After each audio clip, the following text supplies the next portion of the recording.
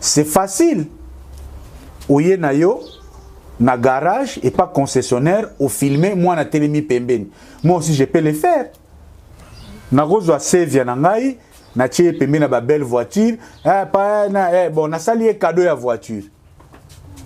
Mais ba oh ba yebi. Ferregola présente l'art, Fally Ipupa présente la visibilité, présente l'homme.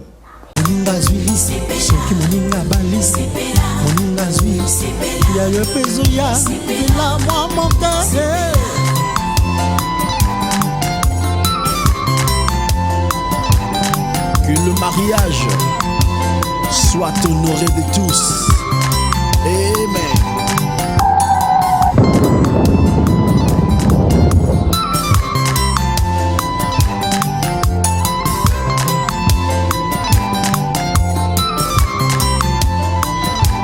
Malheureusement, il y a un clivage médiatique, il y a des chroniphallies, il y a des chaînes proférées. Mais qu'est-ce que nous, tonton Promo, pouvions donner dans cette guerre de visibilité? Plus d'une année à promotion, il y a Tokos D. La pré-promotion et la promotion proprement dite. La pré-promotion des Tokos 2 a commencé avec la sortie du clip Ça bouge pas, je pense décembre 2019. En octobre, la chanson Message, Oyo, l'artiste Fally Ipupa s'est inspiré d'un morceau. Il y a Franco Lombo Makiadi, Oh Lelo, la famille Madilou, et aussi Fally Ipupa. Ba droit voisin na bango comme des interprètes dans cette chanson. On nous va publier Bacté, ni en France ni en Belgique.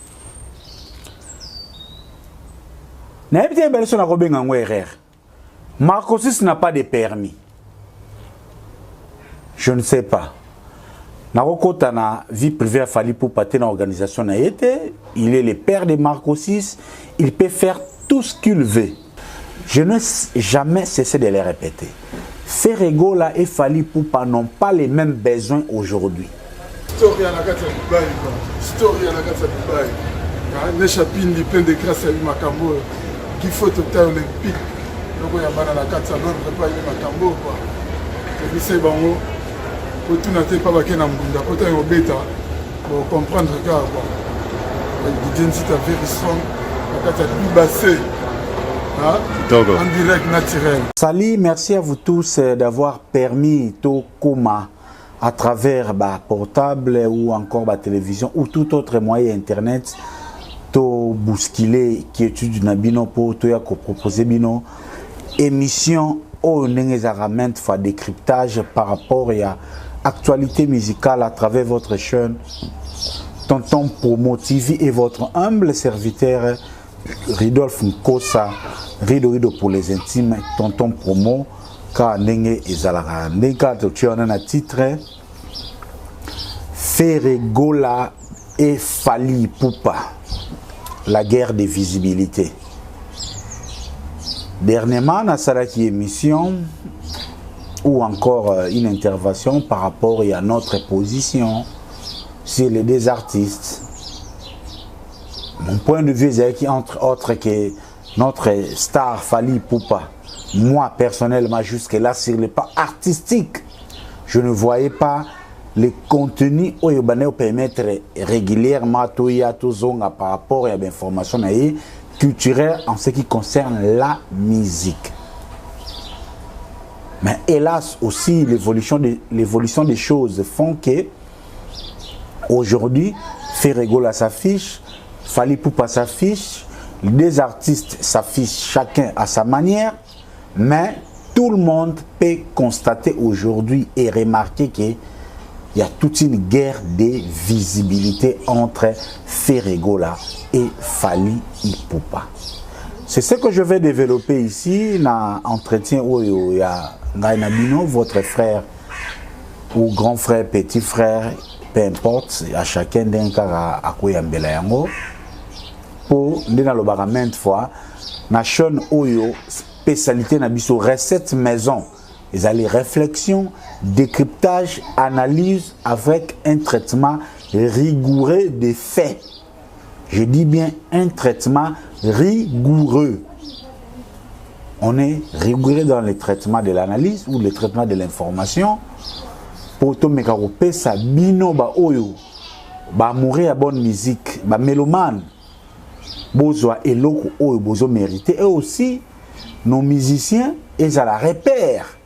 Il y a oyo bon déjà bazo ko sala, et aussi les mécènes et les producteurs et qu'est-ce que j'ai encore baza la interpeller pour que tu ba ko contribuer na évolution ya culture na biso, parce que on ne cessera jamais de le dire. Tonton Promo, c'est ces combattants des nouvelles mentalités, c'est ces combattants de l'évolution de la culture congolaise. Je continue à croire que l'État a côté culture, n'a biso priorité, peut-être trop beau sana, diamant, naba or. Permettez-moi juste, comme ils ont quand même l'accoutumé, na remercier Baye Yanga, où vraiment au-delà, il y a des commentaires, au-delà, il y a des vues, où vraiment, bazo sala les maximum pour que nous sala ou tous sala et les canaux conditions quand même très bien. Je vois par là stratégie Fuego Lokoloboko. Je vois par là Pascal Chioka l'inoxydable. Je vois par là les docteurs Emmanuel Kabange na Kinshasa et sa femme, docteur Maman Clémentine. Et pourquoi pas aussi les plus beaux garçons de l'Europe. Lui, on l'appelle Robin Wemba Display en couleur. Et aussi la grande dame de Londres, Maman Cœur, Maman Passion et bonté, Maman Bolingo. Elle, on l'appelle Jeanne Grace Ndoki. On est à genre, il y a ma maman ou camaralei à s'inspirer capo à ça la poème. Ou toi ma mère. Donc maman Jeanne Ndoki si kaza. Bah certainaye. Et pourquoi pas aussi, permettez-moi de naviguer dans Keleti Suisse. Dans Matavion, dans Kitapena na Suisse. Juste là, pour n'appeler ça mbote à loboko. Na Claude Lukebakweno, l'aube de jugement. Parce que Claude Lukebakweno, comme il est l'aube espèce rare, ou l'obilem suba ozalate, les tikotak, ils peuvent reconnaître Misala Batu, les tikotak, ils peuvent aider la jeunesse, surtout à Kinshasa, pour évoluer, pour ne pas trop nazoabino temps pour permettre ngaka kanaloba merci na beau-frère nangai. Lui je lui appelle beau-frère Neshapindi depuis Paris, parce que il y a le seul garçon ya Ngiringiri à sauter ba commune, à sauter Lemba, à sauter des bonhommes, à sauter Mateta quoi itina njili pour alongola biso ba njili charge abale la biso maman la biso la dame vertueuse au hasard aux côtés de Neshapindi to pesi mbote sikaza Neshapindi pena beau frère nepso ya bananjili, mais malheureusement mikolo tozaka naje Neshapindi lokwa yo utingilingiri obala na njili bana na yo baza 50% njili 50% ngilingiri leo na njili ba koma babugu. Mais c'était donc c'était là un tout petit peu l'ambiance quand Nengezalaka Tolingaki to remercier Rabato parce que ça avec le temps Togoza, parce que le soutien vraiment est très très important dans mon salao tout ça. Sans soutien personne peut faire ce travail vraiment difficile pour le faire. Faire Egola est fallu pour la guerre de visibilité. Je sais qu'il y a une certaine opinion qui est souvent mal à l'aise, qui s'énerve, qui s'agite lorsqu'on essaie de placer un tableau comparatif entre Ferregola et Fally Ipupa. Nalobara très souvent chacun a son rôle. Ni makambo na bana yebsa ngomingi nanga ntsona un muzombo qui se respecte à Paris. Na yebsa ga mingi, chacun doit faire son travail. Fally Ipupa et Ferre font de la musique. Leurs producteurs font la promotion de leurs artistes. Et nous autres médias, particulièrement moi, Tonton Promo, nous faisons notre part des choses. Et nous, particulièrement moi, nous sommes des bateaux, autosonaka alerte. Alors, émission nanga, talangone bande les en introduction, katikati na développement, na souki na conclusion. Ceux qui ont mal à l'aise, par exemple, qui Tonton Promo wana l'aime soit c'est Pelisa Kayote parce que nous faisons jamais l'unanimité. Non, c'est que talaka émission na souka. Na conclusion, au comprendre nini on a lingaki soit artiste na biso, soit ba mélomane basa la poto avancée culture na biso parce que à chaque fois avant naya devant caméra, je prends mon temps de scripter, de chercher quand tu as la opportunité. Ah, bah toi crée-moi vraiment na habité. Natala a toujours opportunité et besoin naina leka na caméra parce que ngana bino na tozo décision na offrir bino une chronique saine. Objectif au brouva na papa, maman et les enfants a même na babo kilo bo vendre à l'aise aux rotala yango o ezo sala peut-être force na biso parce que force na biso na ba vuité mais force na biso eza parce que nous sommes parmi les rares émissions au état la maka en famille.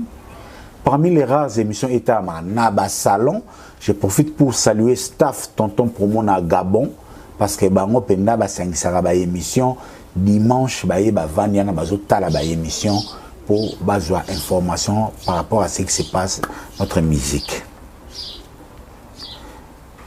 Soki tolobi lelo fali a qui paraferete nous serons hypocrites. Soki petolobi qui est ferré à qui parafalité nous serons hypocrites. Mais comment est-ce que nous, qui sommes censés être au milieu du village et acteurs importants dans la chronique musicale, tout comme ça la bino lecture, il y a des événements, il y a des artistes sans que tout tombe dans la subjectivité. C'est un exercice pas facile à faire, mais nous sommes censés faire par devoir. Parce que un bon média qui a son cahier de charges est censé s'imposer. C'est à nous, les médias, d'imposer et d'orienter les mélomanes pour la Kisabaronzela. Si pour la Sabaronzela, mais pour apporter lumière, pour permettre de mourir à bonne musique, bazwa nzela ou bomba kopona. Yango le loto solo la ferrego la et fali pour pas la guerre des visibilités. L'état des choses aujourd'hui fait que ces deux grands artistes de notre pays, après les révolutions, les dernières, et si Kabasala qui est dans le quartier latin, après Babimi, chacun à son tour, banda carrière solo. Et ce sont des jeunes, et d'abord, ce sont des jeunes que nous félicitons aujourd'hui parce qu'ils sont aujourd'hui les relais et la génération après l'épopée, la grande épopée des Wenge. Ces jeunes ont apporté ce qu'ils ont apporté, un couleur en carrière solo et le bateau continue, chacun évoluer dans sa manière. Mais aujourd'hui, l'évolution des choses fait que Fali Poupadikap La Merveille El Mara a sorti un album, Tokos 2. Ferregola aujourd'hui, on attend 2 albums, Dynastie et Harmonie. Et Ferregola aujourd'hui, ça fait presque 4 ans qu'il n'a plus sorti d'album. Et dans l'état des choses, chacun peut mesurer la position de chaque artiste. Ça, je vous accorde de déplacer qui est où. Mais moi, comme je suis venu aujourd'hui aborder les côtés guerre médiatique ou guerre de visibilité entre les deux artistes, na tourner mingi côté wana po, to me ko kabula makanisi na sens wana. Fallait un album, Ferregola a 2 albums qu'on attend. Mais pendant cette période, pendant les dernières 3 mois, pendant les derniers 2 mois, pendant les derniers 1 mois, pendant les dernières 10 jours, pendant les dernières 72 heures, il y a comportement, il y a les 2 artistes. Qu'est-ce qu'on peut lire dans ce tableau entre Fally Ipupa et Ferregola? Et moi, tonton Promo, avec modestie, je viens vous dire, j'ai lu que ces 2 artistes se battent aujourd'hui dans une guerre médiatique qui n'a plus son nom et dans une guerre de visibilité. Je vais les développer ici comme d'habitude. Souvent, ce n'est ni les moyens, ni le temps et ni aussi la matière qui nous manquerait. Naza l'aise parce que BBC Movie, Aza Rosepele Sikazali, Naza l'aise parce que Dodila Siza, une warrior na Irlande, na PC ba go bisou Sikazali. Aza Rosepela. Ferregola et Fally Ipupa, la guerre des visibilités. Mais il faut préciser. Fally Ipupa depuis un certain temps avait pris de l'avance sur Ferregola par rapport à l'usage de cet outil magnifique, cet outil puissant que j'appelle Internet. Cet outil aujourd'hui qui nous permet, nous aussi les indépendants comme les tontons promo, autoleka ba ifasik te, autoleka na ba télévision te, mais toya, to placer opinion, to placer point de vue et contribuer à na opinion par rapport à débat, il y a musique na biso. Merci na ba onyo sur la salle Internet. Parce que grâce à vous, nous sommes capables de détrôner même ceux qui prétendent être les rois de ces métiers, grâce à la nouvelle technologie. Et on a eu un lengi. Fally avait pris de l'avance par rapport à l'usage de l'Internet. Et ça fait aujourd'hui que Fally a sa plateforme, ils ont la condition où ils allaient, vraiment une plateforme très gaillardie. Avec au fil du temps, un Ferregola qui était hésitant au départ a fini par comprendre que cet outil de l'Internet est indispensable pour la réussite.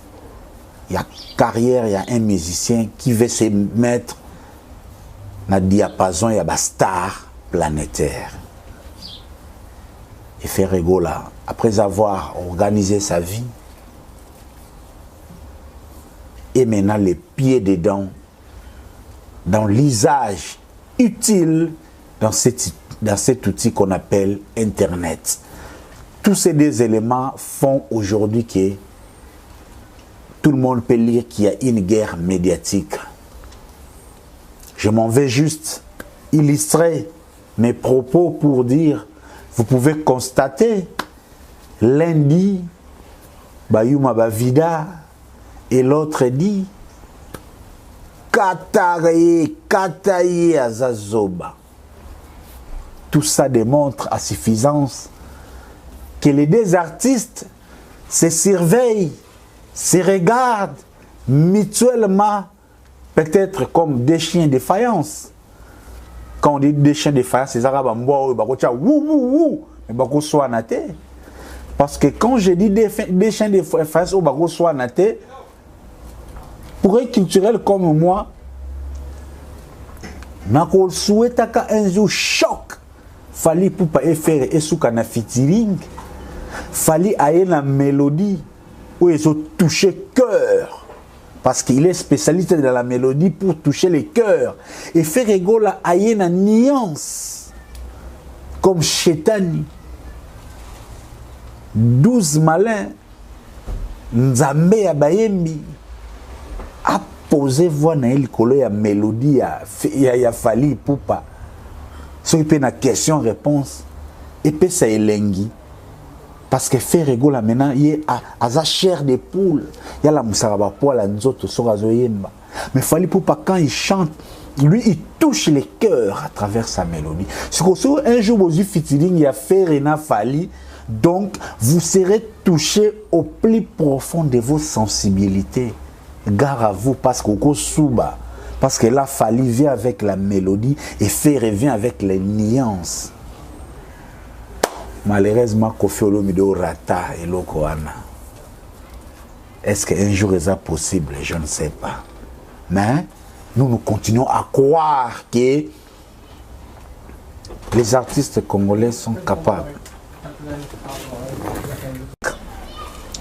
Je disais, Ferregola maintenant est en train de faire un bon usage de l'outil Internet.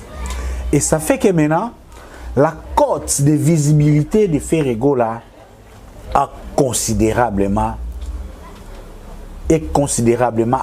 accru. Donc, il y a eu croissance. Aujourd'hui, Ferregola est présent, il est ponctuel, il est en continu en termes d'information.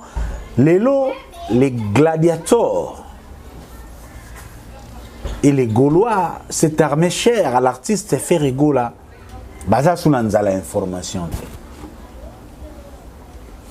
Un équilibre maintenant s'est installé. Et la montée de Ferregola maintenant fait que côté Fali Ipupa, ils doivent maintenant repenser leur communication ou leur visibilité. Parce que maintenant, les faits d'hier n'est plus les faits Ferregola d'aujourd'hui. Parce que tu continues un vrai combat à cage, sans arbitre. Au Salanini, au Utiwapi, au Yepsaba Mélomane Nini. Et Ngasko Naye Lelo, ko sonner sonnette d'alarme, d'interpeller les uns et les autres, musiciens et chroniqueurs. Qu'est-ce que nous, médias, devons donner dans cette guerre médiatique, dans cette guerre de visibilité entre Ferregola et Fali Ipupa? Malheureusement, il y a un clivage médiatique, il y a des chronifalies, il y a des chaînes proférées. Mais qu'est-ce que nous, tontons, pouvions donner dans cette guerre de visibilité? Nous nous donnons que la bonne lecture, surtout estimé que tout ça sincère et objectif. Je n'ai jamais cessé de le répéter. Ferregola et Fali Ipupa n'ont pas les mêmes besoins aujourd'hui.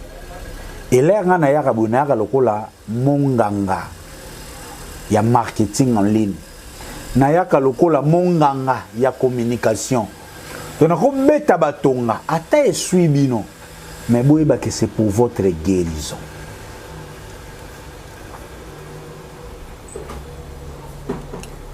Il y a eu l'affaire voiture de Marco 6, notre cher enfant. Il y a eu la visibilité, l'affaire Fali Ipupa et Maître Gims.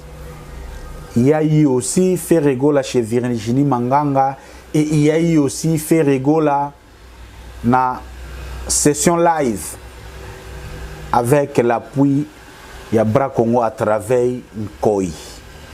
Le 30 juin, Ferregola a donné un live concert. Autour de ces 72 heures, je ne rentre même pas plus loin, l'Internet s'est allumé.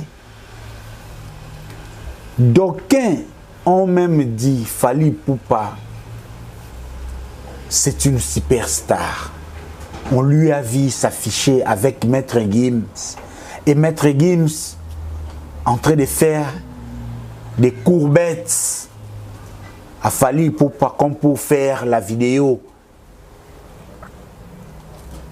Et ces grands mondes et cet grand univers des warriors se sont réjouis pour dire, oh, notre cher Fali est la superstar. Comment les maîtres Gims peuvent faire des courbettes pour filmer Fali Ipupa.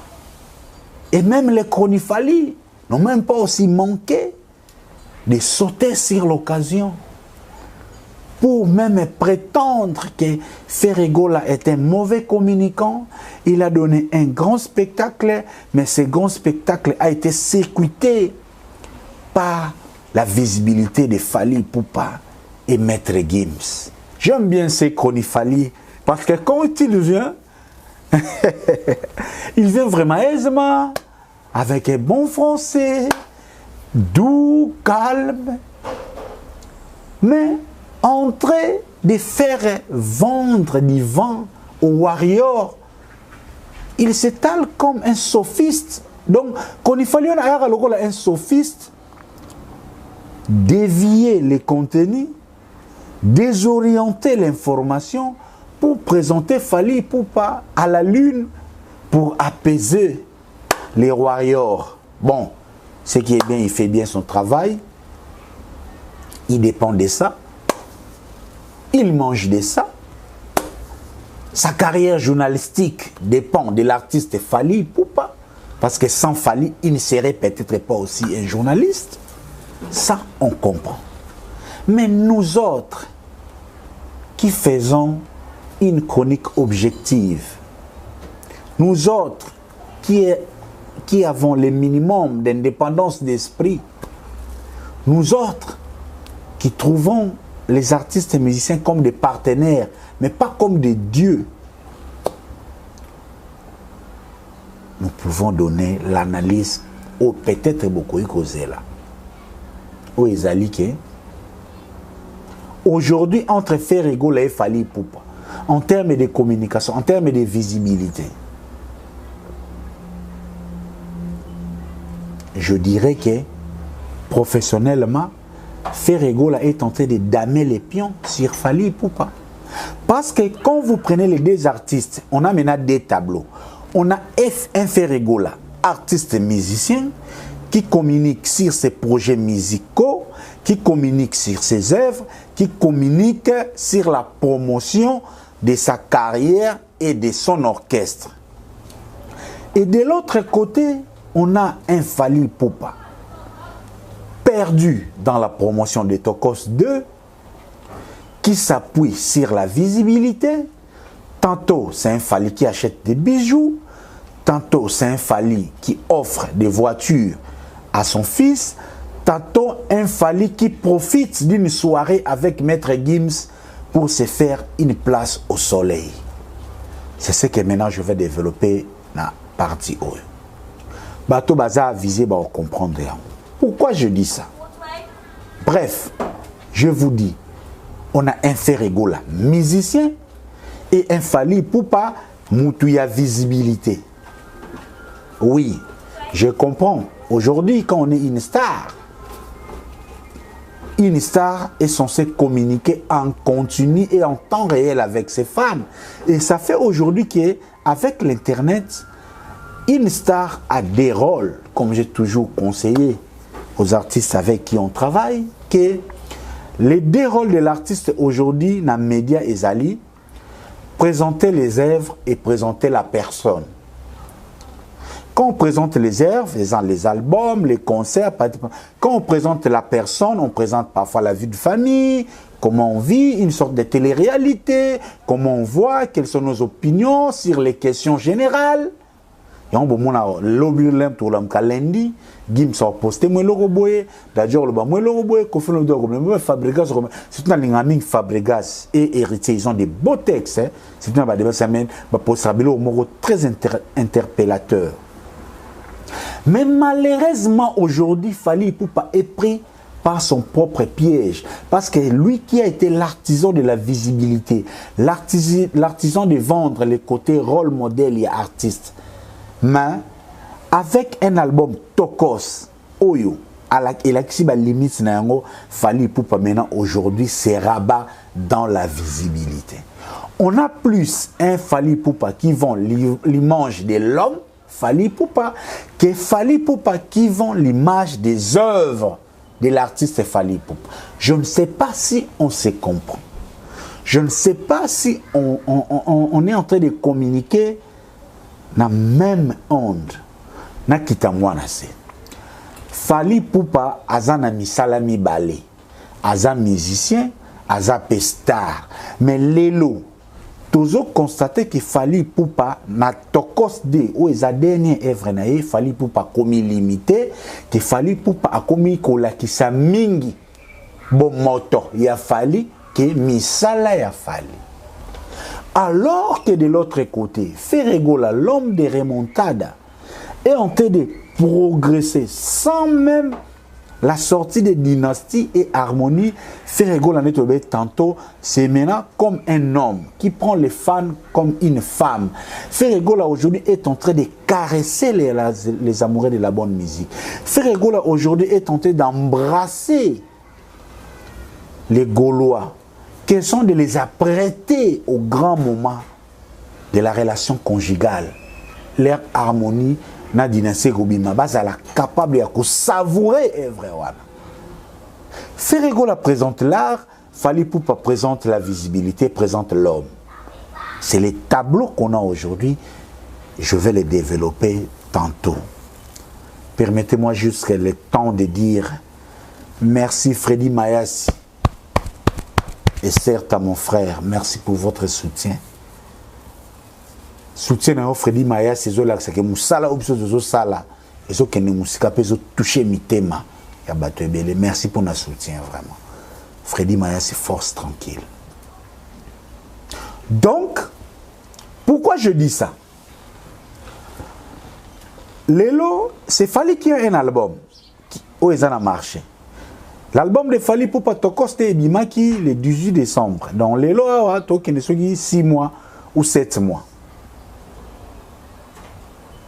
Ferregola, ça fait 4 ans que ça album. C'est la Dynastie ou Harmonie.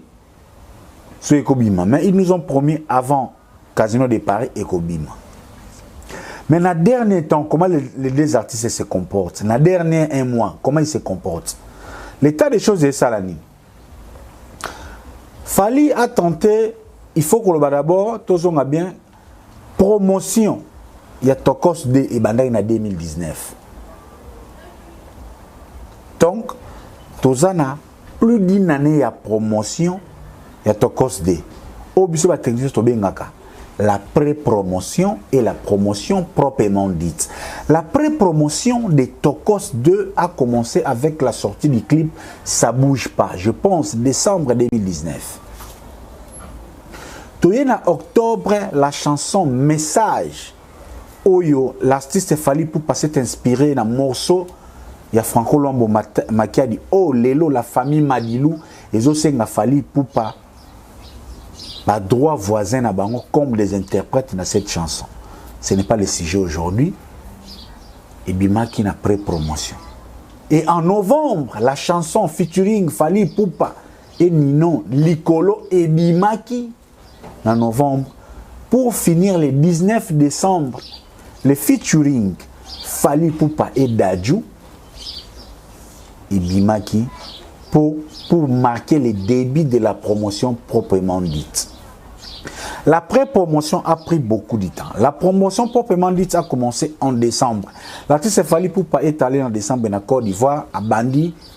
Promotion directe à travers les concerts. Il est passé Bénin, Cameroun. Il y a Covid et moi mouké. Dernièrement, ça a bêté moi des concerts. Et après ça, s'en est suivi la sortie du clip. Juste une fois, Mythe, Fally Ipupa Fit, Mat Pokora et dernièrement Amore. Après ça, on est entré dans l'escalade de la vie privée de l'artiste. Les professionnels peuvent remarquer que c'est comme si, j'ai dit mais on parle français, c'est comme si Fally Ipupa est déjà essoufflé pour faire la promotion de Tokos 2. Pourquoi je dis ça? Parce que Tokos 2, c'était cet album-là où est replacé Fally Ipupa en bonne position dans le marché français. Après expérience, il y a Booba. Après expérience, Ayana Kamura na Tokos 1. Il fallait maintenant Tokos 2 Oyo.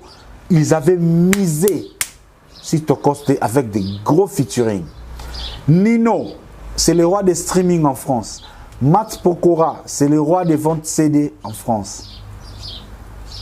Donc c'était la gloire attendue dans Tokos 2. Et on va balancer. Ça bouge pas, balancer message, balancer Nino. Au moins, en termes techniques, marketing à outrance. Mais après lancement, je ne sais pas quel bilan au moment va salir à l'interne pour que tendance, il y a marketing, il y a tokos des ala et que nous après, et comment quitte. Et dans cet espace-là, au moins que les derniers 3 mois, ni lui-même Fally Ipupa, ni les chronifalistes, personne n'est plus concentré sur Tokos 2. Et je vous rappelle que Tokos 2, c'est 16 titres. Ce qu'on a bonus, c'est presque 22 titres. Et sur les 16 titres, promotion depuis 2019, promotion pour 2018, en 2020, c'est le 7 mois. L'artiste a fait, je crois, 7 clips. Jonathan Anamaboko. Ça bouge pas. Message, Licolo, un coup, juste une fois, na Amore. L'artiste n'a fait que 6 clips. Bon, non, il n'a fait que Asali 6 clips. Pour 16 titres. Surtout, il y a bonus, 22 titres. Ce qu'on a période Oyo, artiste, après le clip, peut-être, à Baksa, concert, il faut déjà dire que notre clip est à mort. Oui, les lorsque qui est progressivement. Mais, malheureusement, à mort, écoutez, on a contre-temps, il y a autotune, moi, promotion, on continue sur ma casse. Ils allaient quitter parce que les camps se sont distraits par rapport à la réalité médiatique où les gars sur le débat autour de l'autotune.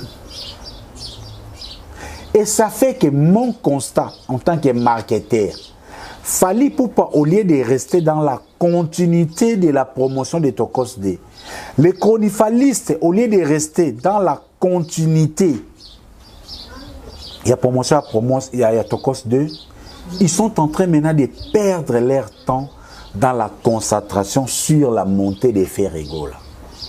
C'est là où j'ai toujours condamné l'entourage de Fally Ipupa. On a le souvent, il n'aide pas l'artiste.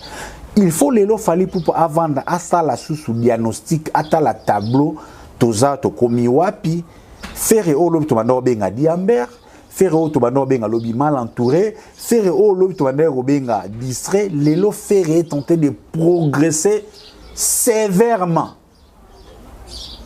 Bisous ce qu'il faut évoluer. Et malheureusement, comme il est entouré, n'a pas garçon de course, bandéroné va faire gagner, qui que ce soit. Et ces garçons de course sont en train maintenant de plonger Fally Ipupa dans une visibilité qui n'apporte pas grand-chose sur le plan artistique et pas à Fally Ipupa. Ce que Fally Ipupa fait trop de visibilité. Parce que comme le coup là, on dit que impôt, trop d'impôts tue l'impôt. Trop de visibilité tue la visibilité. Et c'est là maintenant qu'il fait rigoler comme on a raison. Visibilité, oui, mais quand on sort, c'est pour faire quelle visibilité? C'est pour dire quoi aux mélomanes? Nazales parce que les gens qui ont développé na Solange Matando, fille mingi taille, bon taille ou pas docteur, t'es quoi? Parce que n'importe quoi on a bataille mi balé. Taille basalisa na taille ya robotama. Et Solange Matando à l'aise parce que on est à bataille naturelle. Ok notre tiriki mais keba libéré mon gars comme mon eno mon mukie. Je ne voudrais pas traîner là-dessus.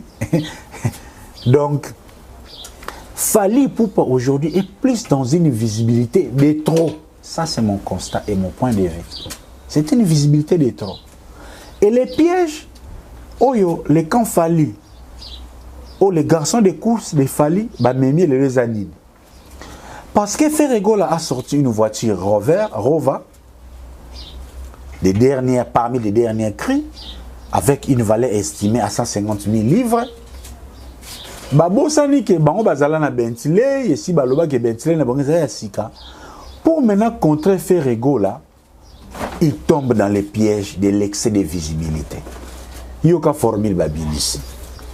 Bazwa mwana Marco 6 que Fally Ipupa aye apprécié voiture ya sika estimé à 150 000 livres voiture à faire comme pour dire que voiture offert à Zosala en vantard Fally Ipupa en fait un cadeau na mwana nae.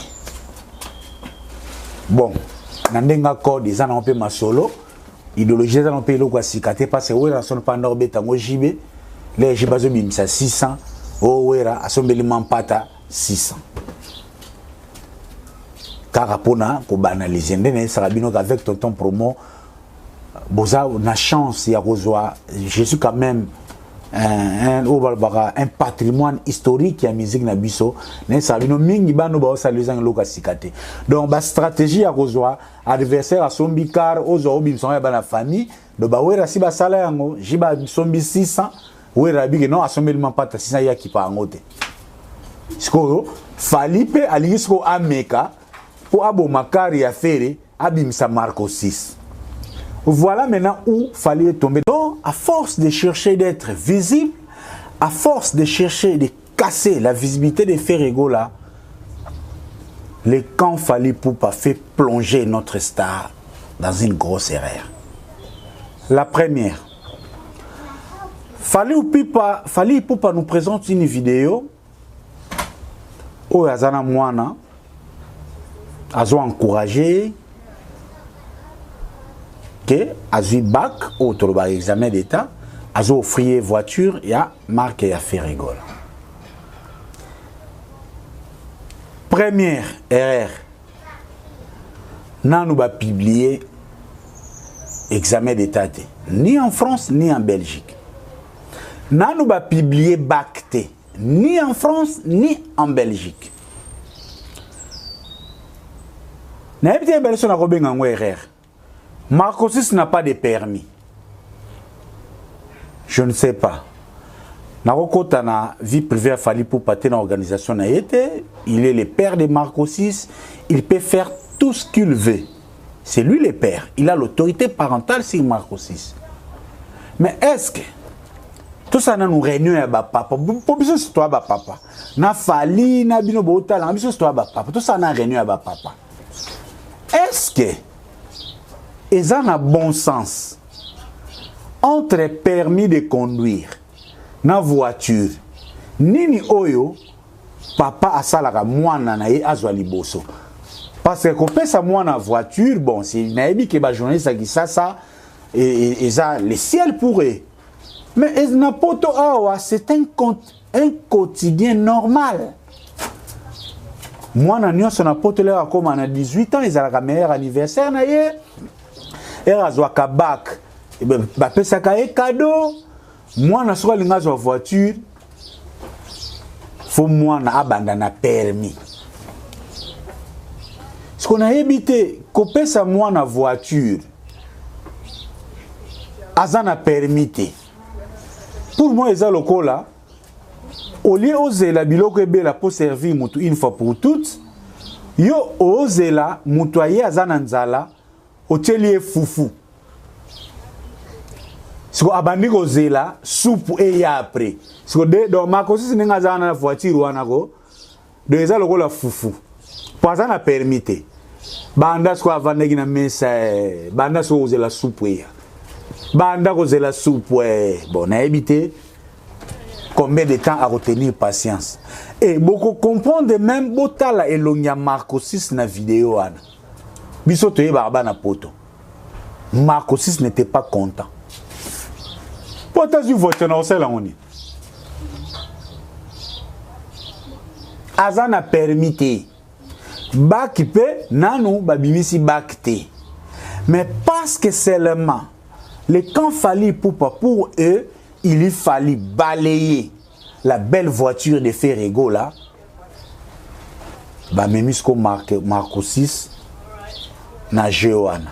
Et pire encore, il y a un tantou bobenga biso ba jaloux, mais parce que tous en recherche il y a la bonne information. C'est facile. Oye na yo na garage et pas concessionnaire au filmer moi na telemi pembeni. Moi aussi je peux le faire. Na kozwa save na ngai na tie pembeni na ba belle voiture bon na sali cadeau ya voiture. Mais ba o ba yebi. Na vidéo na to monika ka fali Ipupa zo filmer moi na ba voiture pembeni. Esika ba sombi to monite. Esika zo signer contrat to monite. Esika ba zo lexa libaya. Bon, contrat monsieur Zarafo au lexa no pe libaya te. Mais esika zo signer contrat. So que za voiture à crédit, ndeto ka très souvent fali Ipupa y a souhaitara ne ko zo biloko à crédit. Ce qui est aussi un mode organisé en Europe parce qu'on est en Europe, on a nos voitures na crédit. Il y a un moment où mingi de comme aga Nicolo Bolimi sana nenga mabete pour basi mingi na poto et komi kaka ata zane longi mabe mais voiture à kitoko. Donc j'étais Nicolo. Eza pona ko bongisa comme neni ko kanga ba gigolo bo balanda ka basi pa ebi l'air azana carabien ba gigolo ba olenga. Ils ont un code. C'est tout que tu es à Londres. Na Londres, tu as un chômeur, tu as une voiture, bref, tu monites ici qu'il fallait signer un contrat d'achat. Est-ce que ça a crédit ou basilani? Et doute, monsieur Zoya, parce que doute, faut que ici qu'il clarté. Est-ce que Nenge fallait avoir une voiture à Marco 6, Marco 6 a permis. Qui est ces parents qu'on dit? Parce que si tout ça est crédit, le crédit commence à courir partir à jour où il y a livré une voiture, toujours où il y a signé. Donc, aux unes voiture, na mutumoro, ils ont première fois un crédit d'abord assurance ils ont la cher. Si quoi, borotam musango, borotam on a parking, n'a pas frais à parking, n'a pas tout ce qui va s'en suivre. Donc, bref, tout cela démontre que précipitation, juste l'idée, il y a que contrecarrer, faire rigolo, et vous tombez dans l'erreur. Tout que nous avons abordé le côté moral. Parce que moi, je fais toujours le décryptage. Tout que sur le point moral, il y a acte, il y a fallu Ipupa. Mes chers amis, nos artistes, nos stars, oui, ça rappelle en public. Tout le monde a Will Smith a tourné un film na mwana na ye. Mais Will Smith na mwana ya tourné un film nini. Ils a parmi les meilleurs films na linga. A tourné un film existe dans La poursuite du bonheur. La poursuite du bonheur film Will Smith a mwana ye et puis sur tali scène on ezake baboya ye na mwasi atikala na mwana akomo luka koma courtier papa visa difficile ti abandi ti babongi na vie. C'est un message au Will Smith indirectement azotika testament pa mwana ke dans la vie il faut obunda pona ko luka bonheur na yo kolanda batute. C'est là où même Will Smith faisant apporter mo bazala na terrain basket atika message moi aisa mwana ye mon fils je vais te dire une chose. Ne dis jamais tes rêves à quelqu'un parce que celui qui sera incapable d'accomplir tes rêves risque de te décourager. Il y a un moment où son lobby, un jour on sa tonton promo à Londres. Au moment où moi vient en France, azoliambi kane azomela left na abando seka. Donc à un moment impossible. Will Smith na filmé wana indirectement ateya ki mwana na ye.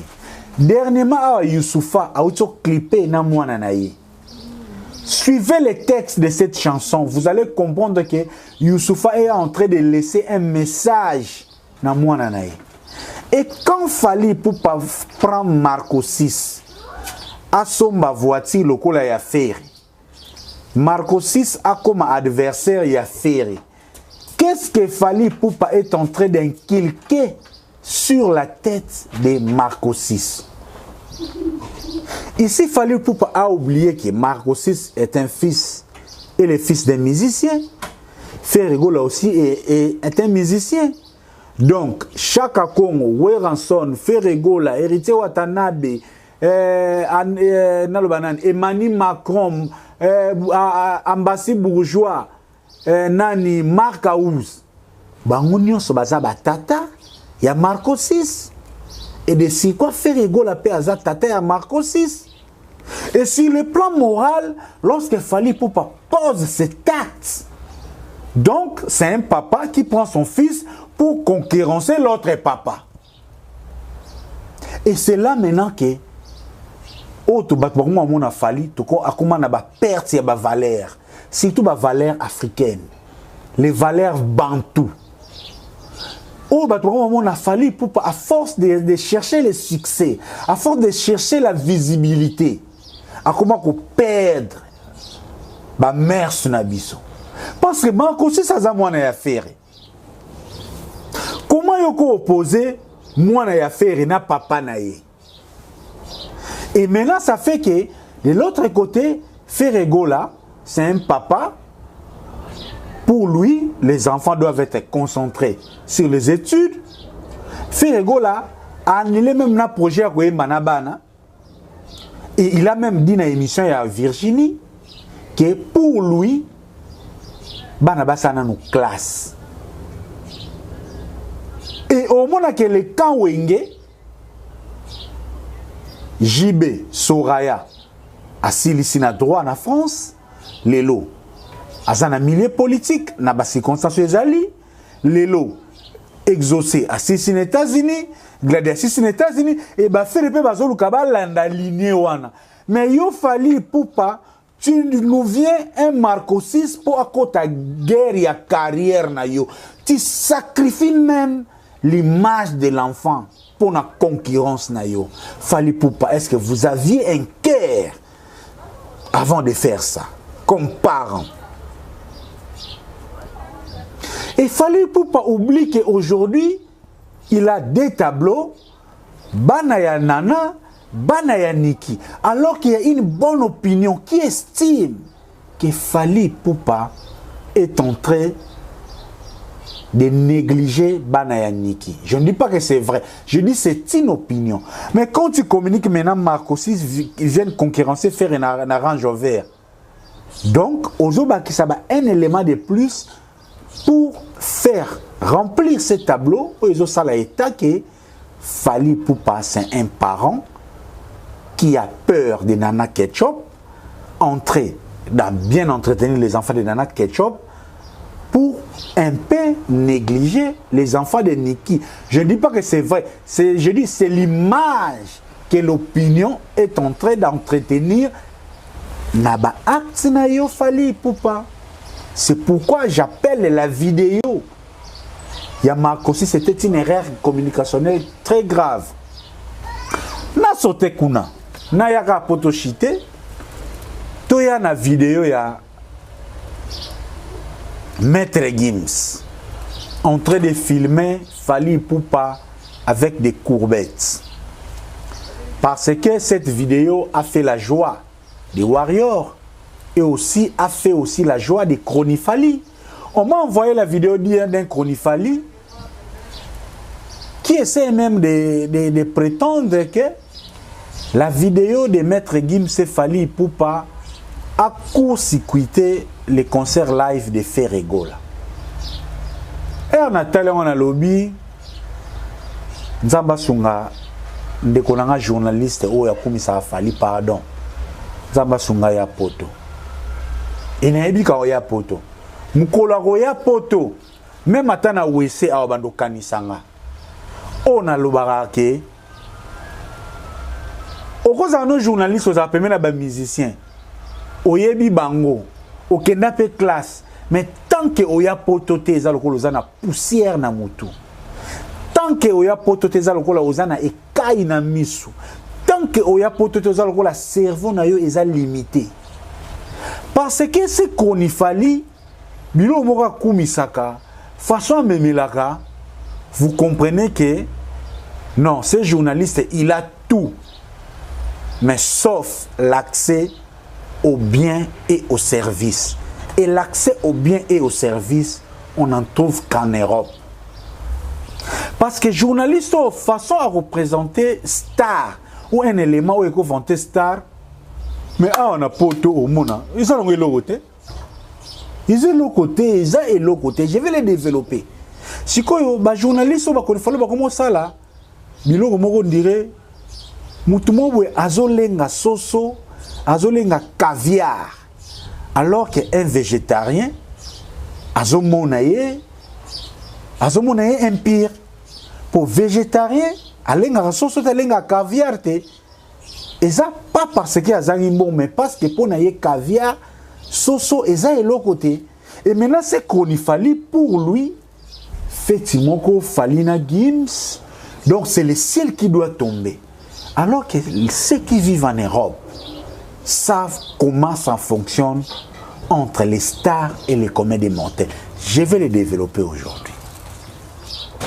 Maintenant qu'il y a un premier tableau, Oyo, c'est Konifali a essayé de planter. Pour lui, il estime que la vidéo de Fali Ipupa et Gims a surplanté les concerts de Ferregola.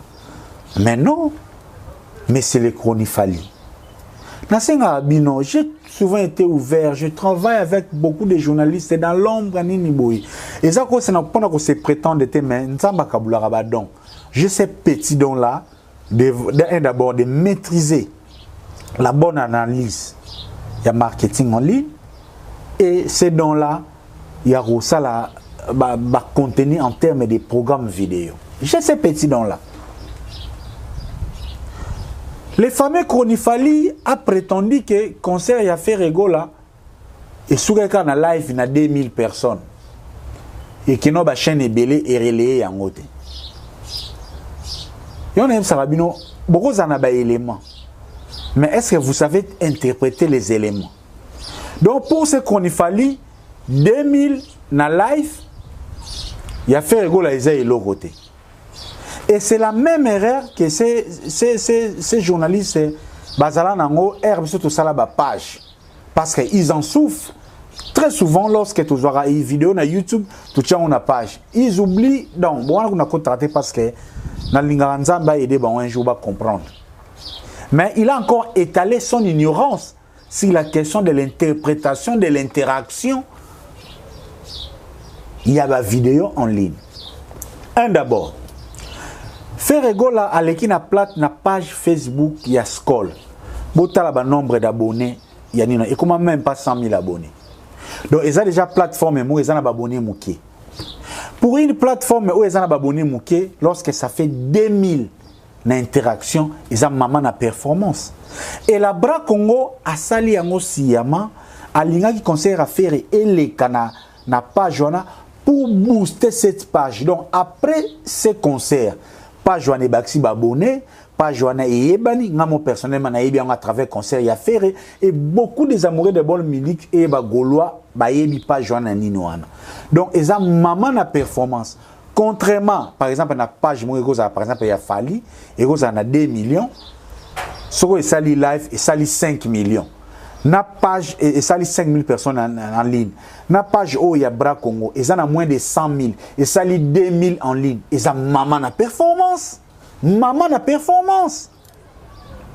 Parce que ces Konifali croient que quand la vidéo est dépendante,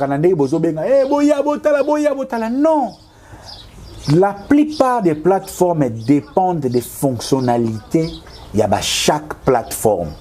YouTube a une fonctionnalité, Facebook a une fonctionnalité. Et la fonctionnalité dépendra aussi du nombre d'abonnés, du nombre d'interactions, du nombre de contenus. Et Bra Congo a sur une lancée. Désormais, live pour booster page. Il a commencé par Ferregola, un artiste aujourd'hui qui vend l'art. Bra Congo a un star à l'écran page, un artiste qui peut bien chanter et être suivi. Lelo na page les meilleurs contenus à page les conseils à faire rigoler parce que les chants, l'art a été au rendez-vous. Il fallait seulement suivre lorsque fait rigoler abandonné ko manzembo ya zouk. Vote singa bolingana mananga ezui bashok anga chérie Bolingo eza ah Bolingo sanga pardon na yo longa objectivité. Bref, aujourd'hui vidéo wana et ça l'interaction nango des pages comme Ndombolino l'ont relayé. Ndombolino est la première page de musique, actualité musicale, les retiers yango déjà. Ndombolino est la première chaîne d'actualité musicale na YouTube. Non, pardon, il y a des concerts, pas actualité en termes d'événements, clips vidéo et concerts. Ndombolino a tché yango. Et ma page le la Congolese Business and Event na Facebook c'est tché yango. Quoi de plus? La mama nini lo na bino ya Zoro Mabiala eza biloko polémique. Je comprends les konifali parce que pour na bango tasse de thé na bango eza polémique. Et loko soki tambouli mingi bakati mingi laxi pas forcément et percevoir bato. Confusion ba konifali ba salaka mingi particulièrement ba Ken Piana et les autres bakansaka soko sali mso 1 heure de temps bakati côté ya polémique. Nde objectif ya communication et salami non wana batu ba consommer polémique ko consommer polémique et ça ko consommer art et ça ko consommer musique alors que Ferregola a vu ligne mikolo ya ko vendre l'art et il a fait un bon concert suivi et lelo ba plateforme ebele tie yango na mo pe na chaîne na tie yango et je remercie Ferregola parce que nous avons fait Ferregola, c'est quelqu'un qui s'est partagé. Vidéo a fait Ferregola Lelo, Toro Kabula 50%, 50%. Ferregola 50%, Bisopé Bateau 50%. Contrairement à Bateau Batiaka, la vidéo à concert, il a fallu 100% qui n'a pas fallu. Il fallait vous exploiter. Il fallait vous prendre comme des cobayes.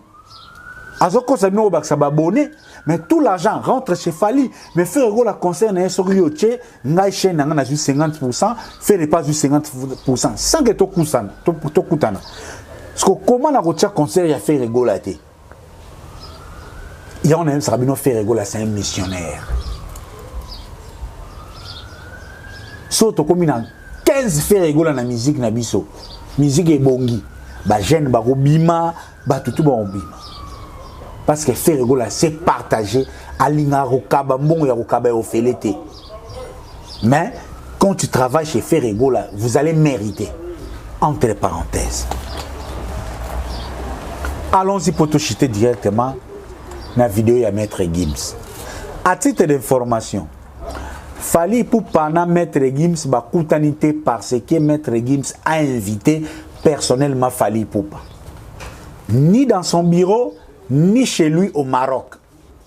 Parce que les siècles restants, il y a Maître Gims, il a résidence naïe na Maroc et na bureau de travail naïe na France.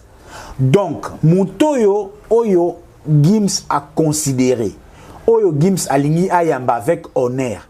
Soit à Royamba na bureau naïe ou dans un restaurant, dans un entretien business, face to face. Soit à Royamba na résidence naïe na Maroc. Toutes les dernières apparitions, il a fallu Poupa. Oyo ya Abidjan. C'était avec la bénédiction de Ahmed Bakayoko, paix à son âme. Et l'autre Tabou. Il y a un salaire qui Maître Gims à Matatina podium. Les restes jusque-là, ils ont des rencontres circonstancielles.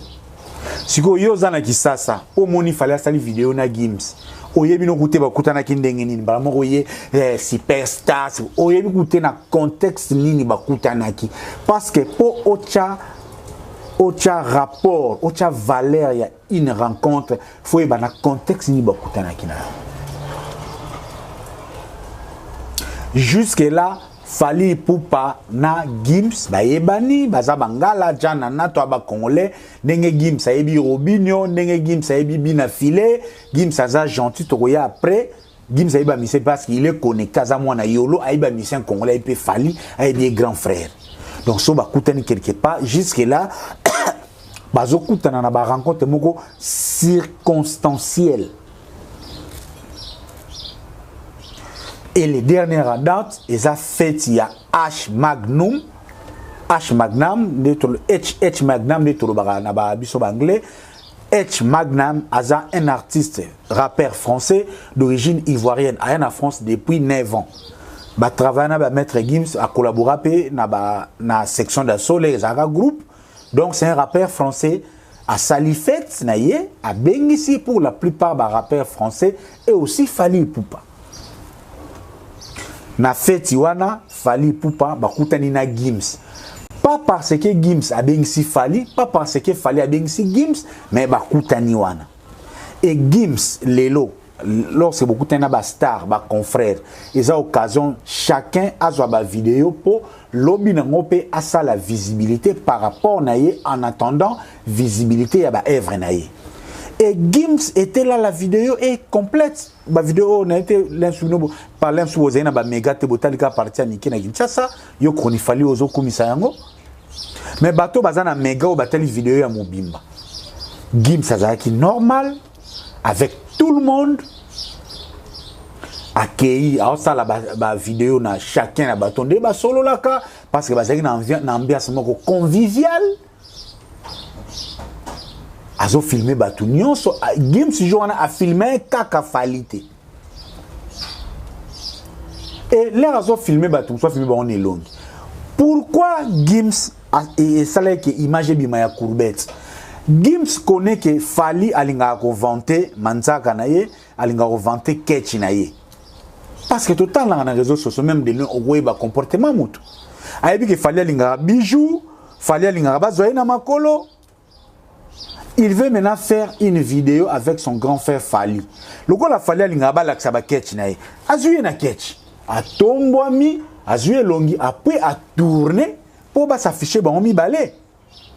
Il a cherché à créer suspense. D'abord, Fally pour souka na Gims. Et on monaki première vidéo a Fally bimaki, botomo na Fally en face. Après, Gims a tourné. Mais comme les garçons de course de Fally Ipupa aiment accompagner Fally Ipupa même là où ils ne sont pas invités. Bazala qui na caméra musus au bazui, na téléphone sur bazui, Fally, bazui Gims de loin. Et Bali puis menace va exploiter vidéo comme pour dire que Gims aza inférieur ya Fally yango asali actuana. Mais c'est des pires conneries bozo bima basenzi. Même toi les fameux conifalistes bobimba senzi. Parce que lelo quand on vient dans la bourgeoisie, on est tenu à un certain comportement, à une certaine manière. Donc là bozo communiquer bon bozo bimsa Fally musenzi. Siko makambo bo sali bobimsi Fally nini. Bobimsi Fally on dirait garçon mon ya makelele akola na pasi akesika feti ya bato mbongo azoka moi une star a filmer. Bon de bobimsi Fally. Pobiso on a poto. Les stars, les présidents, les personnalités soko kutani na ye aozala poli, aozala gentil. Problème ya ba star na poto na ba personnalité za la kaka ba créer barrière pour ne pas les approcher.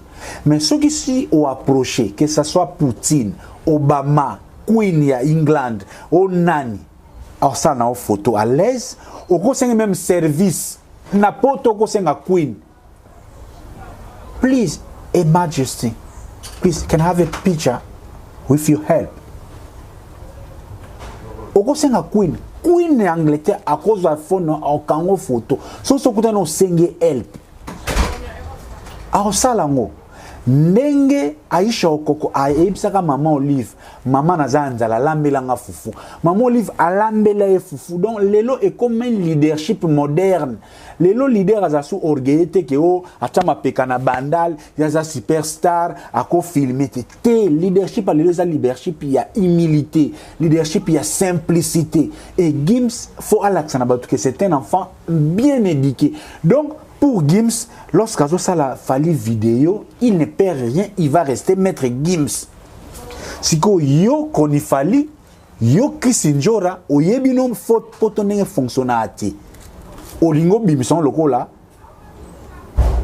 Fally était plus star que Gims et Gims faisait des courbettes. Ça n'a rien de courbettes. Bobiminde ba senzi. Bobimi lokola mutauti ki ngasani ake ko melana atmosphère to na rotana ayebi ba norme ya bourgeoisie. Bobiminde ba senzi, c'est les mots que vous méritez. Bato ne so bazo kumisa ke Gims à se courber, assimiler devant Fally, binonyo so bobimi ba senzi. C'est les mots qui vous convient.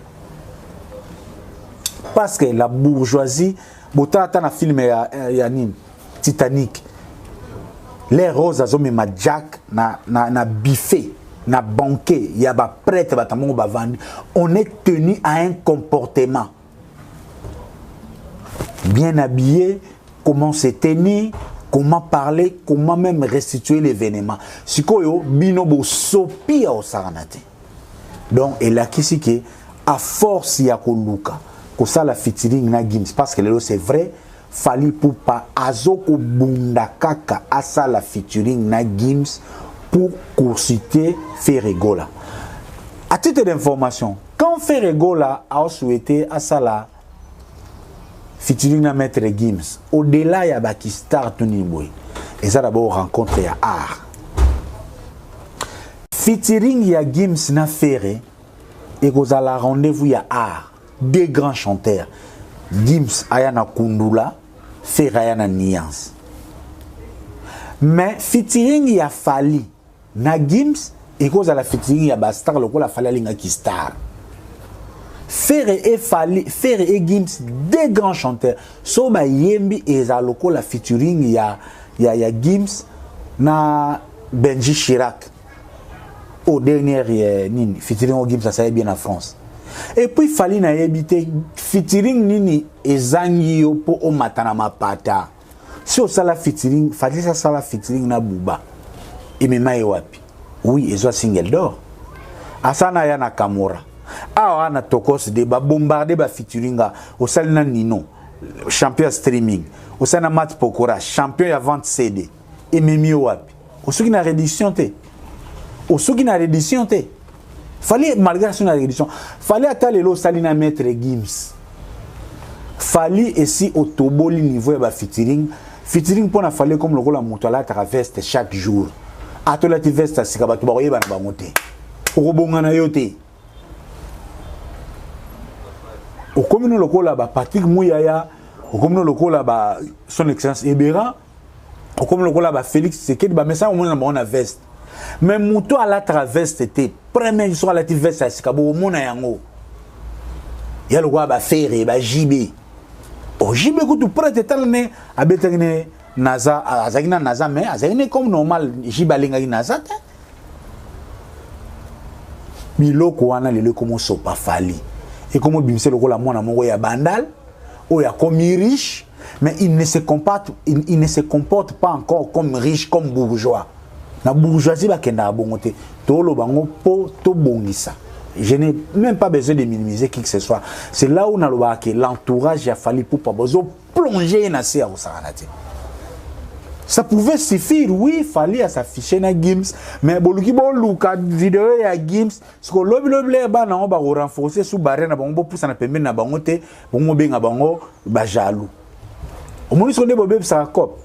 Nicolas Lukoso, kaka souci, boza na souci, Fally asa la featuring na Gims po ebimake faire à luka qui a kokité. Faire asa la featuring na Gims asa la ngote. Ça va nous amener où? Featuring est à souhait à Batunions. Label. Nino Yewana, à Salagi featuring na Kofi. L'équipe n'a poids. Il y a un bozo banga. Si le comportement n'a bien beaucoup même que comportement à travers Gims, beaucoup même que harceler moralement. Et je comprends maintenant, n'a pas ça Yorobo raison, à l'oba que le fait qu'il y a matin qui n'a podium na Abidjan. Quand il a fallu se peler na yangote, yango ba comment ocha Yorobo 10 mètres, non pas ça Yorobo raison parce que bolenga ka bo banga ka quand fallait banga ka tellement faire que beaucoup ma complexé na complexe mo que il faut bo la ki c'est loko mo bo ke bo le ki faire non, so bo le ka faire na musique. Fallait ça la musique bien. Fallait ça la musique bien, ça la ba œuvre au peut concurrencer peut ba œuvre à faire. J'interpelle les camps Fally Ipupa. La visibilité, c'est bon. Mais restez dans Tokos D. Parce que l'album au Bozana a chanté, c'est Tokos D. Ceux qui veulent Tokos D, tu peux comprendre. Bon, annoncer prochain album. Tu discuter à ta prochain album. Trop de visibilité, tu la visibilité. Fally Ipupa doit se ressaisir aujourd'hui. Les données ne sont plus les mêmes. Ferregola n'a qu'à encourager à garder l'invisibilité parce que ça la visibilité soft. Visibilité pour communiquer. Là, tout le monde a fait dans l'aéroport. Tout le monde sait que Ferre aille à Paris, il vient finaliser Harmonie, il vient finaliser Dynastie. C'est une vidéo liée à la musique.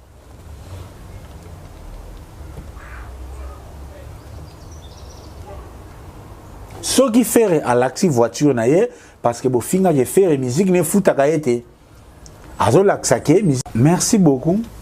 C'est ce que je voulais un peu développer aujourd'hui, juste pour dire que Fally Ipupa, visibilité c'est bon, mais trop de visibilité tue la visibilité.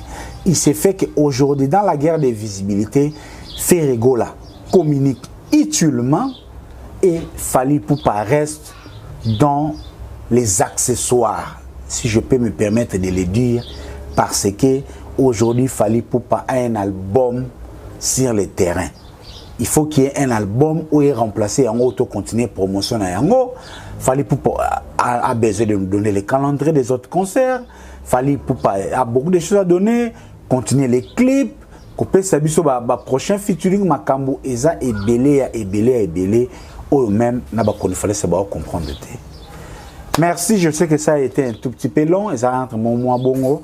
Tout ça, on m'a bongo, on est bolobaki, bossé pelale, boyo karabiso, bozo temps, aujourd'hui 1 heure de temps, on va à l'aise, en famille, aux Hollanda, tonton promo. Merci à tout le monde. Théophile Munganga.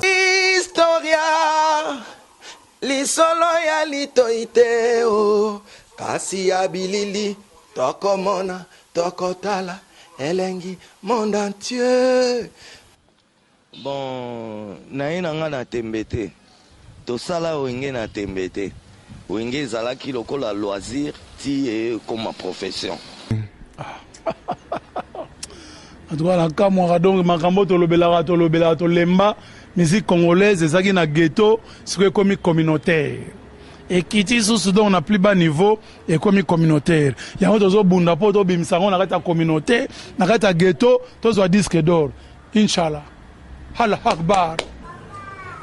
Likunya et si là c'était le kunya n'est pas nanga tina francophonie bo wo changa promesate na robeta ta francophonie na poto ata francophonie muzo na créer déjà kombo nozo benga sai et uti na papa wemba au moni côté au tozo uta déjà je veux dire si aujourd'hui ba benga nga sai c'est grâce à Nzembo ya tout le monde sai chanté par papa wemba que Historia avec Didier Nzita.